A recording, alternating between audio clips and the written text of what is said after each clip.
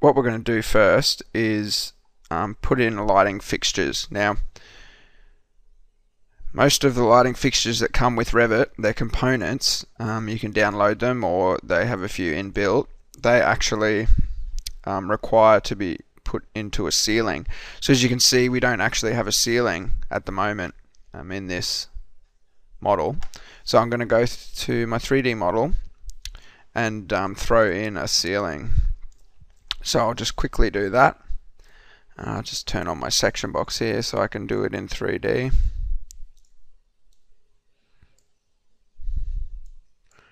Okay, so as you can see, that was the view that we were looking at. So let me just throw in a ceiling. So home, ceiling. It'll tell me to go to a plan. So I'll just go to the ground floor. Actually going to go to sketch ceiling up the top here. So I'm just going to put in a really simple ceiling. Just say yes to that. Let's have a look in 3D. It's down the back here, which is fine. Okay, so that might be where we want our ceiling. So as you can see now in the 3D model, we've got our ceiling up there. Now I'm going to want to go ahead and put in some lighting fixtures. So I'm just going to isolate that ceiling so I can put in some lights.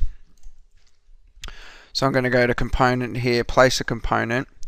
You can see that it comes up with the last component that was used. I'm going to go to load a family, and you can either go to the lighting fixtures in your default library, but there isn't much to choose from.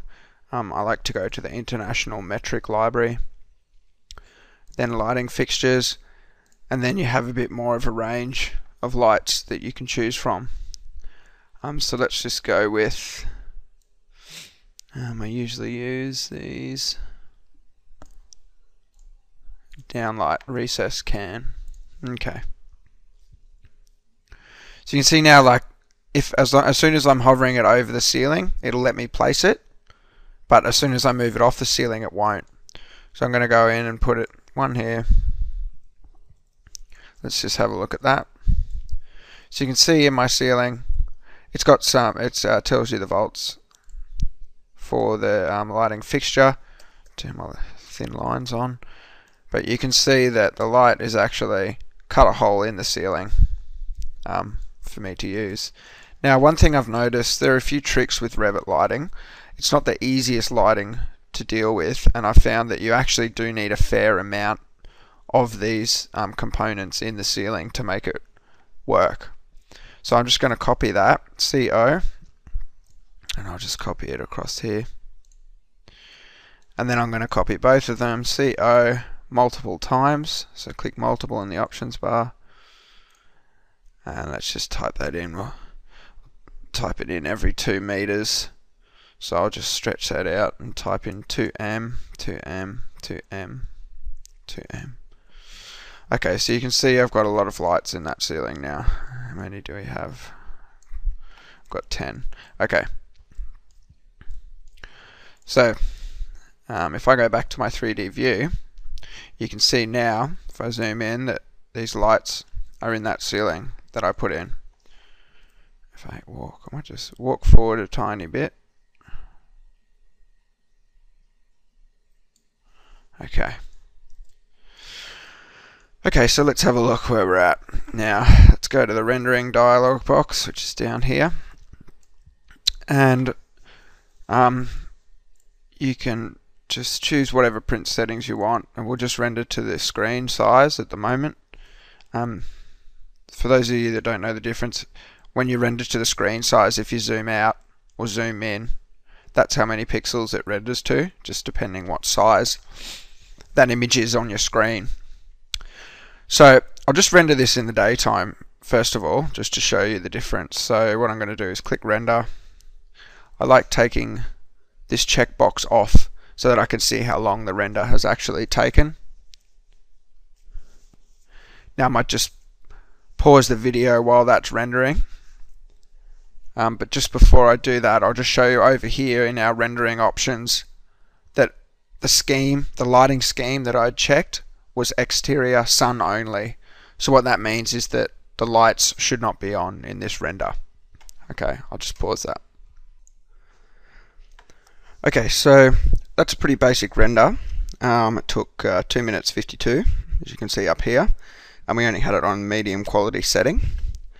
Now, a couple of things on the way to night rendering. I'm just going to close that. I'm going to save that image to the project, just so I can check through them all later. Now, if you increase the quality setting, it's going to increase the amount of light that's bounced around the space. So, what I'm actually going to do is, another way to increase the light around the space also is in this lighting scheme here. If you click the drop down menu, you have all these options. Now, if I change this to interior sun only, we should see that it's going to tell the program that this is an interior space that we're rendering, so it needs to drag more light out of the sun rays that are coming into the area. So I might just render that quickly. I'll do the same thing and pause that so we can fast forward it. And you'll see, I'll run through a quick comparison at the end so you can see the difference in the renders. So I'll just pause that again. Okay, so that took about the same amount of time, but as you can see the scene's a lot lighter, and that's because we changed this lighting scheme to interior. So I'll save that to the project as well. Okay, so if we go to, now there's two ways we can do a night render. You could change the time of the day that the scene is set in sun settings, which we could do here. So sun settings. So we could actually change the time here, rather than being 1 PM, we could change that to sort of 6 PM or 7 PM. So you could do it that way. But what you need to make sure you do if you're going to do that, I usually change it to single day here, and no, we'll leave it on still for now. I would actually duplicate this summer solstice, and you would say night render, because if you change the time of this summer solstice, it's going to change it throughout all the views in the project. So as with any of your other components in your project, always duplicate it if you're going to change something. So I'd say night render, go to 6 PM or 7 PM, and you'd say okay, and we could render it that way. But a different way I'm going to show you is to stay on the original sun settings that we had, and we're actually going to go to interior artificial only. So what this means is that the only lighting that's going to be in the scene is the artificial lights. So if we click on artificial lights here, we'll see these 10 down lights that we put in. So you can control these lights individually by turning them on or off in the scene. At the moment we're just going to have them on, and I'm going to do a render. So this should be a nighttime render just with the interior lights on. So I'll do the same thing. I'll pause that so the render fast forwards. Now this is probably going to be a bit of a test render at the moment. We might have to actually edit the brightness of the lights depending on what you want your scene to look like. You can actually go into the lighting and make the lights a bit stronger or dimmer, and change the sort of the color that they emit as well. So I'll just pause that and we'll let that render. Okay, so that's the night render with just the artificial lights turned on. I mean, it's not too bad. I probably would, if I was doing it for a presentation, I'd probably go through and make the lights a bit brighter. Although a different way to do that is also, if I change the quality settings, which I might do, I'll show you that. It will once again, as with the sun, it will increase the amount of light that's bouncing around the space. So I mean, that only took 2 minutes 40, which is pretty quick. So I'll save that to the project as well, so we can do a comparison after. And now I'm just going to turn this quality setting up to best, and I'm going to do a render. Now this should probably take a while, probably 10 or 15 minutes, but we'll just see the difference that we get out of that without having to have changed any of the settings in the artificial lights.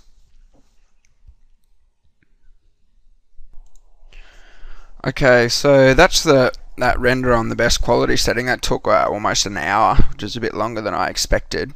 As you can see, we do get a bit more light into the scene, but I probably would still, if I was doing this as a presentation render, I would probably still go and make the lighting a bit brighter, or add another row of lights down the middle, just to make it, you know, a bit more vibrant. So I'm just going to close that. I'll save that to the project as well. And I'll show you how we would make the lights brighter so that they render the scene more vibrant. So what we're actually going to do is click show the model down here, and now if you click on one of these lights from the scene, you do get in your properties palette, you get a couple of options you can choose from. So see here, we can keep the same size of the recessed can, but we can actually make them 277 volts. So each light has now changed to 277 volts, so it's going to actually emit a brighter light source. Now, similar to editing walls, editing any other components, we could actually edit the type if we wanted to. Duplicate that, call it 500 volts or something, and we could actually change the load of the lighting. Now, all this information you see for the lighting up the top here is just for scheduling. It's not changing this doesn't actually adjust the parameters of the light. So you actually have to go down to photometrics, and you've got a few options that you can change here. Now, for me, when I go to change the light brighter, I'll usually do it in the wattage here. So you could double that and take it up to 120 watts or something, and it'll update all these other values. So if you know what value you want to put in for the brightness of your light, as soon as you update it in one of these, it automatically updates the rest. So you change that to 120 watts or something, and then you can change the initial color here of the light. So at the moment it's incandescent, so that's 2800 Kelvin, I think. But you can choose what you want, whether you want a warm white, a cool white, daylight, light white, you know, from a fluoro, etc. So you've got all these options that you can change for the light. Now just remember that I duplicated that and made my own family type for the ones I wanted to adjust. I'm just going to cancel out of that because I'm not actually going to do another render. So that's basically adjusting the lighting that you put in. I'll just show you as well that if we wanted to change the type of light, we could just load a new family, go back to International Metric Library, lighting fixtures, and so you can download lights, or you can just choose the inbuilt Revit library ones. So we could just substitute this for some pendant lights, and as you'll see, it'll drop a pendant light down. So I could go through if I wanted to, you know, and change each of the lights to that, or whichever ones I wanted to. Okay, so that's basically rendering at night, as I said, without changing too many settings. Just in the lighting scheme here, make it artificial only, and then there will be no sunlight in the scene. Now to go back and render that scene in daylight, you would just go back and turn the sun on, and it would re-render that scene in daylight for you. Now those views that I saved to the project, those renders, we'll just have a quick look at them just so we can see the difference. Okay, so that was the setting exterior sun only, and then this was interior sun only, so you can see how much brighter that is. And then this was artificial lighting on a medium quality setting, and then this was artificial lighting on a high quality setting.